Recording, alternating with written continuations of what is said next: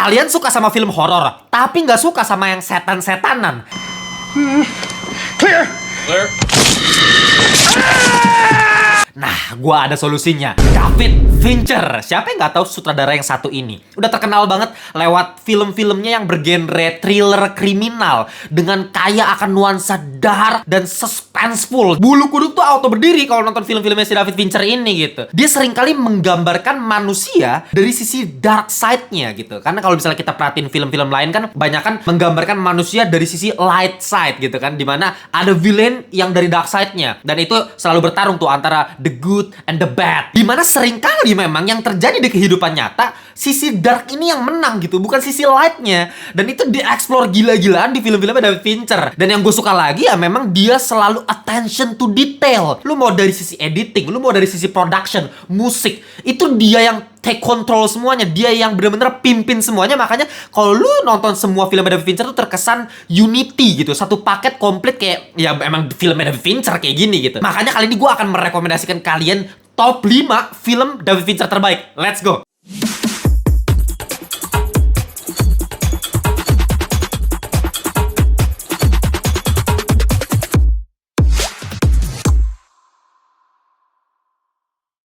Welcome back to Ngelantur Indonesia. Skui nonton, skip blow on. Jangan lupa kalian semua ya. Kita kembali lagi di segmen nyari ngelantur rekomendasi.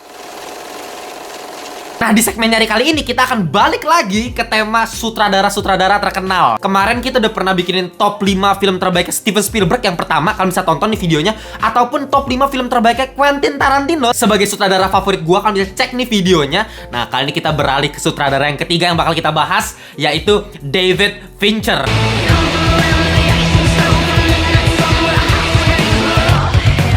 Kalau kalian udah familiar sama film-film David Fincher, kalian boleh tulis di kolom komentar top 5 versi kalian sekarang juga, sebelum kalian udah bias pikirannya gara-gara opini dari gua, argumen dari gua. Jadi kalian buru-buru tulis argumen kalian dulu, top 5-nya David Fincher. Oke, langsung aja kita masuk di top 5 film terbaik David Fincher menurut Ngelantur adalah Fight Club tahun 1999.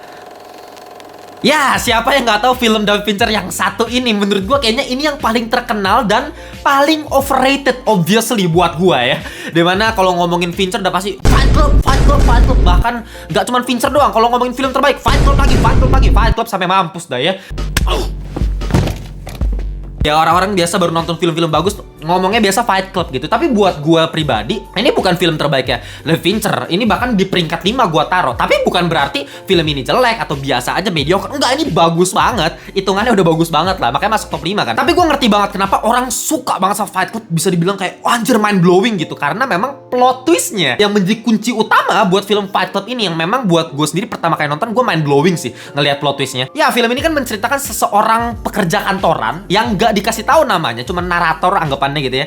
Dan dia kayak kesel banget sama hidupnya, dia stres, dia insomnia, nggak bisa tidur, kerjaannya cuman ya jadi pegawai, jadi budak korporat, budak kapitalis gitu ya. Tapi someday dia bertemu satu orang yang akan menjadi temannya, namanya Tyler Durden, yang diperankan sama si Brad Pitt, yang memang udah sering berkali-kali dipakai sama si Fincher ya. Nah, berbeda jauh sama si narator tadi yang diperankan sama Edward Norton, si Brad Pitt, si Tyler Durden ini bener-bener bebas sekali orangnya, karismatik, bisa jadi orang yang punya leadership yang kuat, dan dia emang anti kapitalis. Beda sama si narator tadi yang justru budak kapitalis. Mereka jadi berteman baik dan bahkan mereka buat Fight Club gitu ya, dimana Fight Club ini tonjok-tonjokan, bisa gelut-gelutan supaya ngelepas stres lah, stress release gitu. Kalau habis kerja ya kan, wah berantem aja supaya stress release. Dan akhirnya mereka jadi teman dekat, punya banyak anggota, sampai di satu titik semuanya terungkap dan memang otak kita akan cukup meledak ya melihat plot twist yang terjadi di film Fight Club ini, di mana si Tyler Durden ternyata adalah ya si narator.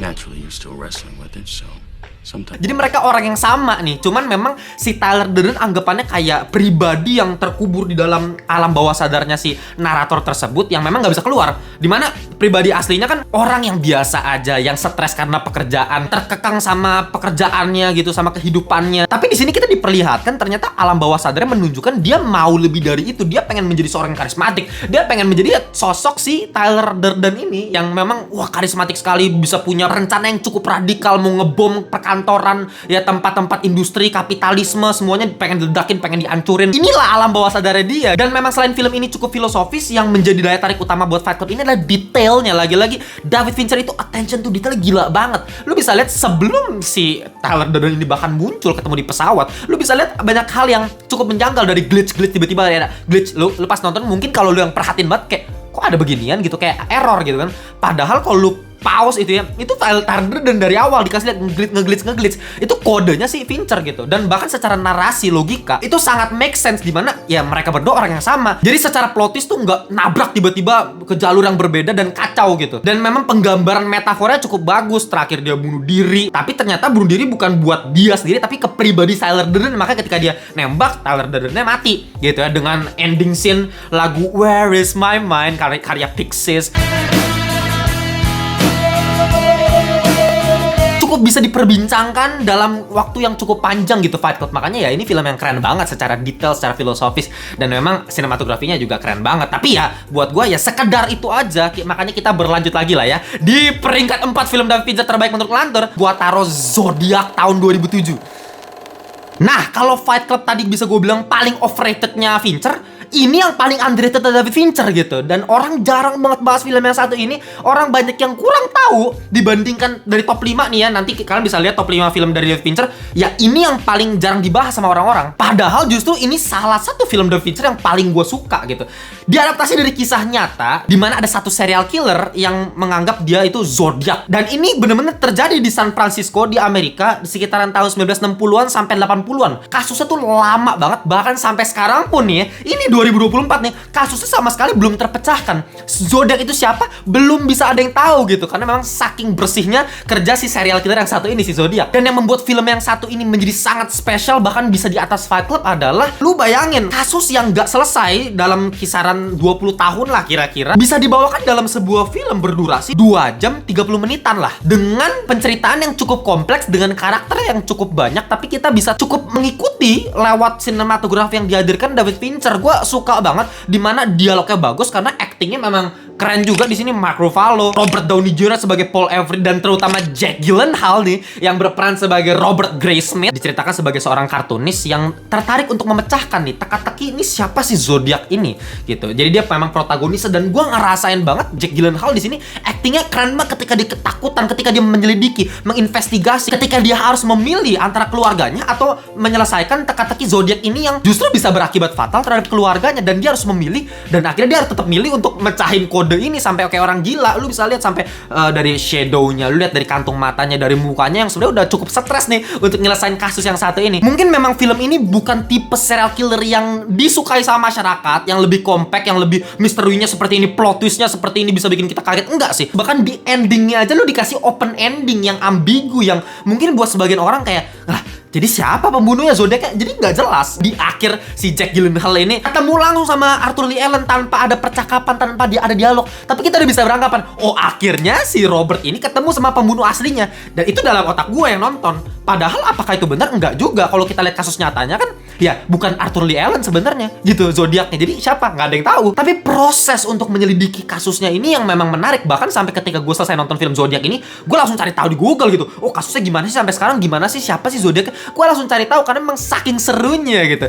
Apalagi dengan sinematografi yang menurut gue keren parah ya. Ala-alanya Fincher, setiap pergerakan manusianya itu selalu di tracking sama dia tuh. Panning lah, di tilt lah. Meskipun terkesan soft kecil doang, tapi setiap memang ada pergerakan dia misalnya lagi duduk nih, duduk, itu pasti diturunin gitu kan. Lagi berdiri, dinaikin gitu. Itu khasnya si David Fincher banget. Dan itu membuat kita selalu tertarik terus. Padahal lebih dari 2 jam ya terus aja gue pengen nonton gitu. Dan suspense-nya itu loh, sampai adegan di basement yang kayak anjing itu, adegan bisa bikin jantung gue kayak mau copot, men.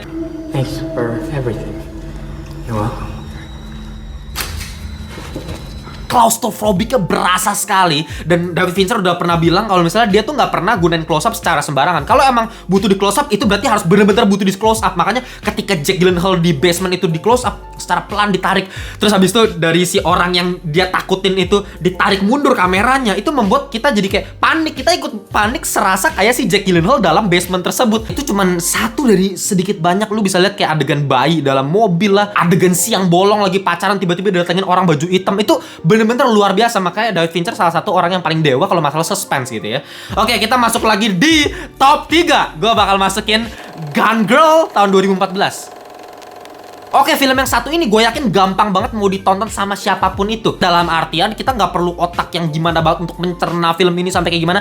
Cukup jelas plot twistnya jelas, bikin kita kaget. Setiap karakternya, narasinya, dialognya, penceritaannya semua jelas banget. Jadi bener-bener buat orang mainstream mungkin lebih gampang dicerna dibandingkan Zodiac tadi. Tapi meskipun terkesan lebih simple, tapi eksekusinya itu memang luar biasa gitu David Fincher. Menceritakan Nick Dunn diperankan sama Ben Affleck yang punya istri namanya Amy Dunn diperankan sama Rosamund Pike gitu. Jadi pasangan suami istri mungkin dari awal kita lihat mereka ketemuan, romantis banget gitu, romance. Tapi ini ternyata bukan film romance yang berakhir buruk seperti kebanyakan film romance pada umumnya, dimana suatu hari di siang bolong si Nick Dunn ini menemukan istrinya ini udah hilang entah gimana caranya, dan rumahnya udah kondisi kacau, kacanya udah pecah, mejanya udah berantakan, kursinya udah kebalik, dan ya artinya si Amy dan istrinya ini diculik dan kita nggak tahu siapapun itu yang nyulik gitu. Tapi ya sepanjang kita menonton dari awal sampai tengah film, mungkin kita beranggapan kalau misalnya ya ternyata Nick Dunn nih, karena bukti-buktinya semua menyudutkan ke arah Nick Dunn. Apakah ini seperti film-film plot twist pada umumnya yang oh ternyata suaminya ngebunuh gitu kan, biasanya gitu. Ternyata enggak. Ternyata ada plot twist, dan plot twistnya uniknya nggak ditaruh di akhir, uniknya ditaruh di tengah. Ya bener-bener dari awal ke tengah film half point-nya udah dikasih plot twist yang cukup membuat kita gila, cukup kaget, di mana si ya Amy Dunn inilah yang menjebak suaminya supaya dikira ngebunuh dia. Cool girl. Men always use that, don't they? As their defining compliment. Karena dia kesal sama suaminya karena suaminya selingkuh. Nah ini juga yang menarik, dimana karakternya punya kompleksitas masing-masing. Gak ada yang baik 100%, gak ada yang jahat 100%. Jadi terserah penonton pengen mihak yang mana, Amy atau si Nick. Dimana si Nick ini udah ngambil uangnya istrinya doang gitu, kerjaannya males-malesan, habis itu selingkuh lagi. Mungkin buat para cewek, anjing ya, emang cowok kayak gini emang harus dibeginiin nih, harus dijebak kayak begini ya. Mungkin buat para cewek begitu. Tapi buat para cowok juga, anjing ini orang psikopat banget gitu. Ya psikopat gila, dia bisa merencanakan sesuatu yang luar biasa gila. Dengan monolog cool girl, dia akhirnya naik mobil sambil makan burger, minum Coca-Cola. Jadi kayak hidupnya udah bebas, udah happy, jebakannya berhasil, menjadi seorang manipulator yang luar biasa perfect gitu. Ya mungkin ini film juga ngomongin pernikahan ya, dimana ya kita harus menerima satu sama lain, kejelekan keburukannya. Ini juga ngomongin mengenai feminisme, harusnya cewek ditreat seperti gimana sama cowok gitu. Dan sosok Amy Dunn yang mungkin kita kira perfect sebagai manipulator, sebagai psikopat gitu ya, bisa merencanakan semuanya dengan rapi. Tapi dia juga dikasih kesalahan di sini. Jadi ada satu kesalahan yang dia buat sehingga harus restart lagi rencananya, jadi mulai dari nol lagi gitu. Duitnya diambil sama orang, membuat sosok Amy Dunn ini bukan sebagai karakter fiksi yang benar-benar manipulator, tapi memang ada kesan manusianya juga yang punya human error lah istilahnya. Tapi ya tetap aja uniknya di endingnya pun kita dikasih bad ending, dimana si Amy Dunn ini ya berhasil menjadi pemenangnya di sini sebagai yang lebih superior dibandingkan Nick Dunn. Secara cerita luar biasa, buat gue simple, penuturan ceritanya epic, sinematografi epic, makanya gue harus taruh di top 3. Tapi kita masuk lagi di peringkat 2. Selanjutnya gue masukin film Seven. Lagi-lagi buat gue ini film yang simple, yang mudah banget untuk kalian tonton gitu. Dimana menceritakan ada satu serial killer lagi. Ya ini selalu ya David Fincher ngomongin serial killer ya. Mungkin dia punya trauma masa hidupnya kali ya.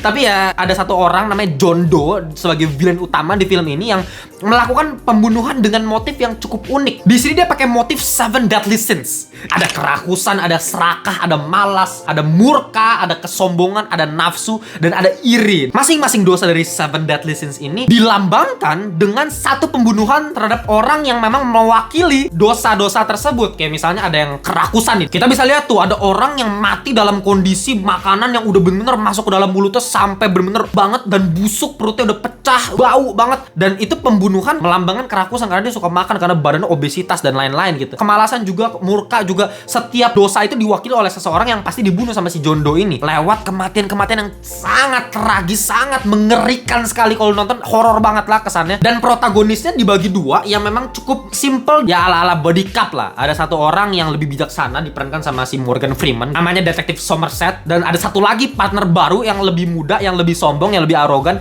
yang lebih barbar ya, namanya David Mills, diperankan sama Brad Pitt. Dan dua detektif ini meskipun kontradiksi gitu sifatnya berbeda, dan itu menjadi dinamika tersendiri untuk film ini. Mereka harus memecahkan kasus si John Doe ini siapa, di mana dia harus nemuin gimana gitu. Tapi ya beda dengan film-film lain yang mungkin di ending akhir ketahuan villainnya atau gimana. Ya si villain si John Doe ini datang sendiri ke kantor polisinya dengan scene yang cukup terrifying dengan kata-kata teriakan "Detective!" Big surprise. Itu ngeri banget, langsung merinding gue. Apalagi dengan kamera angle bawah yang menandakan dia superior, yang menandakan I'm the boss here gitu ya. Meskipun gue datang ke polisi, gue punya rencana buat lu semua, mampus lu nanti di ending film gitu. Ya itu udah dirasakan lewat angle-nya, lewat sinematografinya. Dan endingnya kalian tahu sendiri, bener-bener luar biasa, mind blowing, ngagetin dengan satu box yang kita nggak tahu ini isinya apa ketika dibuka sama Somerset. Dari acting mukanya Morgan Freeman yang kayak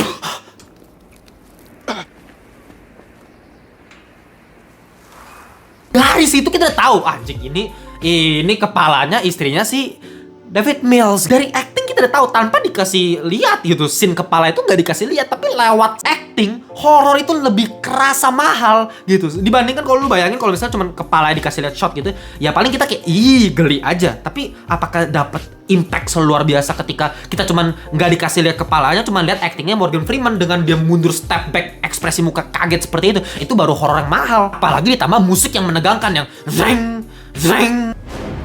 After you'd left, I tried to play husband.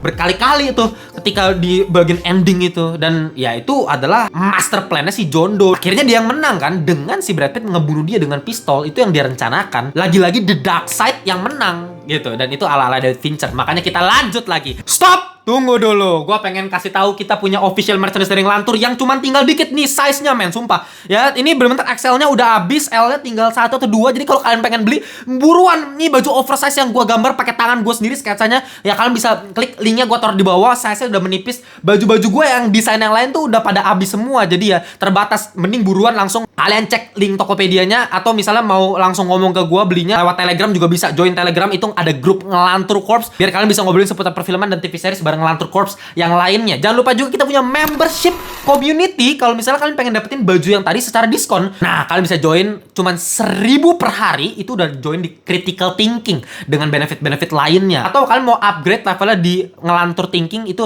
lebih mantep lagi, bisa dapat tiket nobar gratis kalau kita ada nobar. Dan tentunya ada video khusus untuk kalian yang pengen dapat edukasi tambahan dari Ngelantur. Oke, kita nggak usah banyak bacot lagi, langsung lanjut di top 1 film terbaik David Fincher menurut Ngelantur. Gua taruh The Social Network pada tahun 2010.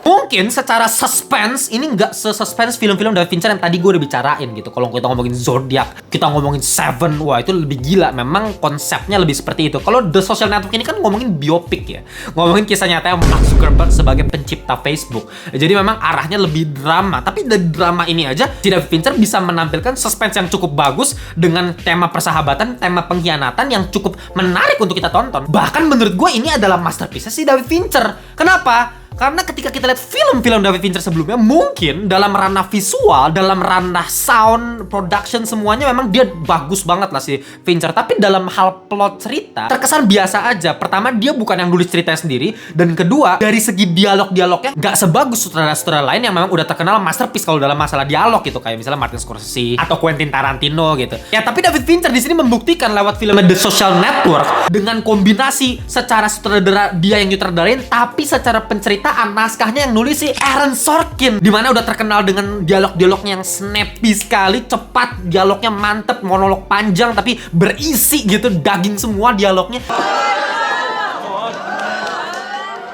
Welcome to Facebook. Nah, kombinasi ini yang membuat filmnya menjadi sangat-sangat perfect. Dan gue baru nyadar kalau misalnya gue belum ganti posternya, maaf ya.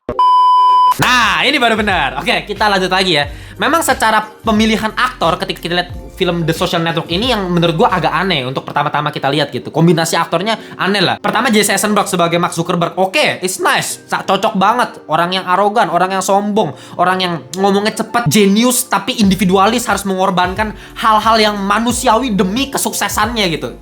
pas banget aja Jesse Eisenberg gak usah ditanya. Tapi kalau kita lihat aktor berikutnya yang dipilih adalah Andrew Garfield ya, yang dimana dia masih aktor yang masih baru banget, kesannya kayak anak kemarin sore lah ya. Bahkan ya 2010 artinya dia baru mau dipilih, kalau nggak salah baru dipilih lah jadi Peter Parker buat film Amazing Spider-Man tahun 2012 kan. Kedua ada Justin Timberlake yang memang dia penyanyi terkenal, tapi secara acting kalau kita lihat film-film sebelumnya sampah sih actingnya kalau bisa gue bilang. Tapi entah kenapa lewat naskahnya si Aaron Sorkin ini semua pemeran-pemeran ini bisa digabungkan dengan sangat luar biasa dinamis dan setiap perannya luar biasa. Karakterisasi Justin Timberlake sebagai Sean Parker, seorang miliarder penciptanya Napster, keren di sini acting. Andrew Garfield sebagai Eduardo, temannya si Mark Zuckerberg gitu, yang di awal-awal dia loyal sekali, dia baik sekali, bener-bener kesannya positif banget lah sepanjang film, tapi dia malah dikhianatin sama si bangsat Mark Zuckerberg ini gitu. Mark! He's wired in. Sorry? He's wired in. Is he? Yes. Kemarahan itu yang dia terima, anjing gue gak terima gue dikhianatin kayak gini, itu kita rasakan sekali dari si Andrew Garfield. Dan terutama Jesse Eisenberg di sini the main star, yang kalau nggak salah masuk nominasi Oscar juga di 2011 ya. Keren banget dari cara ngomong, bahkan dari opening scene yang sangat terkenal memperlihatkan Mark Zuckerberg ngomong sama ceweknya, si pacarnya si Erika tuh, yang ngomong dengan dialog yang snappy sekali, cepat sekali, taktok dengan back sound noise di belakang, orang-orang lagi ngobrol nggak dimatiin, bener-bener dimasukin gitu aja. Ngomongnya bener-bener ya udah dari awal ngomong santai-santai, ngomongin yang lucu-lucuan, ngakak, berakhir di pemutusan. I'm not dating anymore, I'm sorry. Is this a joke? No, it's not. You're breaking up with me? You are gonna introduce me. Akhirnya si Mark Zuckerberg diputusin sama pacarnya si Erika, dan akhirnya itulah yang membuat dia membuat face mash ya. Itu awal mulai dari Facebook. Jadi memang opening scene ini sangat impactful terhadap sepanjang filmnya, dan itu luar biasa dengan dialog seperti itu yang natural sekali. Actingnya bener-bener lancar, smooth begitu aja, dan ini membuat kita track back kembali ketika kita udah nonton ending dari filmnya The Social Network gitu, dimana ya si Zuckerberg udah punya Facebook, terus dia add friend si Erika lagi, pacarnya dia gitu, yang dia kayak udah kehilangan siapapun gitu, kayak dia udah nggak punya siapa-siapa lagi, karena ya dia menghilangkan sisi kemanusiaan yang dia punya demi kesuksesannya itu dengan otak yang jenius itu gitu loh si Mark Zuckerberg. Dan yang gue suka lagi ya scoringnya Trent Reznor di sini. Hand Cover Blues kalau bisa cari di YouTube, itu musiknya dari The Social Network dengan piano teng teng teng.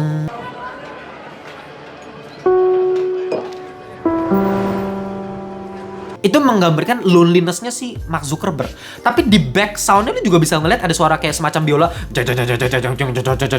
Jadi dengan piano tung tung tung dengan back itu menambah suspense, tapi ada loneliness di situ. Jadi memang kompleks sekali kok scoringnya, sangat cocok untuk sepanjang kita nonton film The Social Network ini. Ini film terbaiknya David Fincher karena menurut gue lebih paket komplit dibandingkan film-film dia yang sebelumnya. Ya banyak banget film-film David Fincher yang belum gue mention, kayak contohnya film tahun kemarin The Killer, yang filmnya Michael Fassbender ya. Netflix juga ada tuh kalau nggak salah. Dan memang film-film Fincher banyak sih di Netflix, cari aja deh film-film yang tadi gue rekomendasiin di Netflix banyak tuh. The Girl with the Dragon Tattoo tahun 2011 keren banget. Panic Room tahun 2002.